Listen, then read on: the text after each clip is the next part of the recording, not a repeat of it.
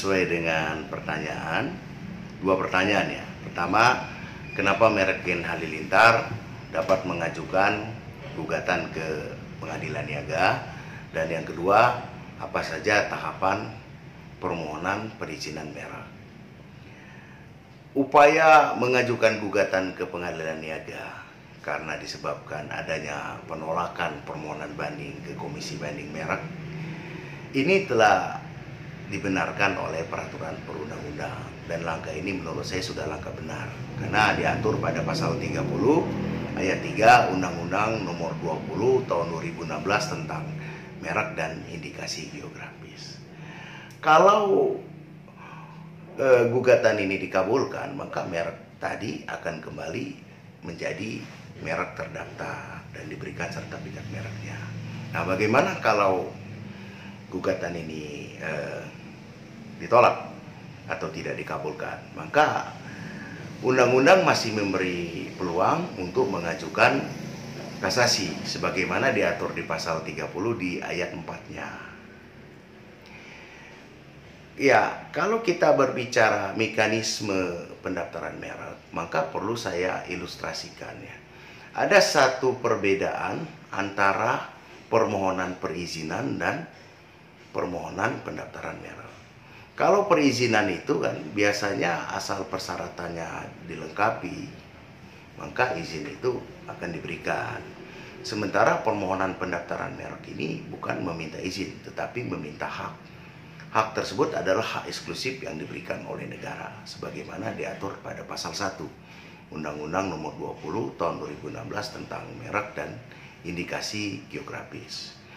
Setelah merek itu selesai diajukan permohonannya, maka akan melalui beberapa tahapan. Tahapan pertama adalah pemeriksaan formalitas. Jadi, pemeriksaan kelengkapan persyaratan permohonan. Lalu pada tahapan kedua akan dilakukan tahapan pengumuman. Nah, tahapan pengumuman ini berlangsung selama 2 bulan. Sifatnya adalah hak publik. Artinya selama masa pengumuman, siapapun dapat mengajukan keberatan, tentu dengan memberikan alasan dan bukti hukum yang kuat. Nah, setelah selesai masa pengumuman, maka akan masuk pada tahapan pemeriksaan substantif.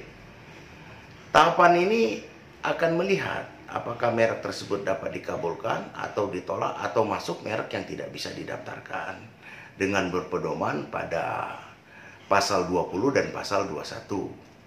Kalau kita melihat ketentuan undang-undang, banyak faktor penyebab merek itu ditolak pendaftarannya atau tidak dapat didaftarkan. Misalnya bertentangan dengan moralitas, bertentangan dengan agama, menggunakan simbol negara, atau mengganggu ketertiban umum, dan lain sebagainya.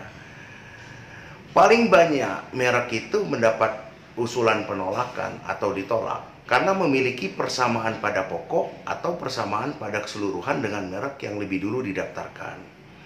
Nah, biasanya kalau ditemukan hal seperti ini, maka pemohon atau kuasanya akan mendapat surat usulan penolakan. Nah, usulan penolakan ini diberikan satu kesempatan bagi pemohon untuk mengajukan tanggapan keberatan atas penolakan tadi atau hearing. Nah, apabila hearing kita masih tetap ditolak, maka pemohon atau kuasanya dapat mengajukan ke Komisi Banding Merek. Kalau hasil dari Komisi Banding Merek mengabulkan hearing kita, mengabulkan banding kita, maka merek tadi kembali diproses untuk didaftarkan. Tapi sebaliknya, apabila Komisi Banding Merek tadi menolak permohonan kita, nah disinilah upaya mengajukan gugatan atas penolakan tadi ke ke Pengadilan Niaga, seperti yang sedang ramai saat ini. Sebenarnya sederhananya begini ya, prinsip pendaftaran merek itu adalah first to file.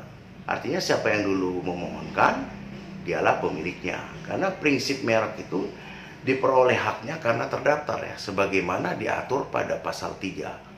Ya, mudah-mudahan gugatan dia diterima, maka merek itu dapat diterbitkan. Kalaupun tidak, ya harus mengajukan merek baru ya, dan tidak memiliki persamaan baik pokoknya maupun keseluruhan dengan merek terdaftar.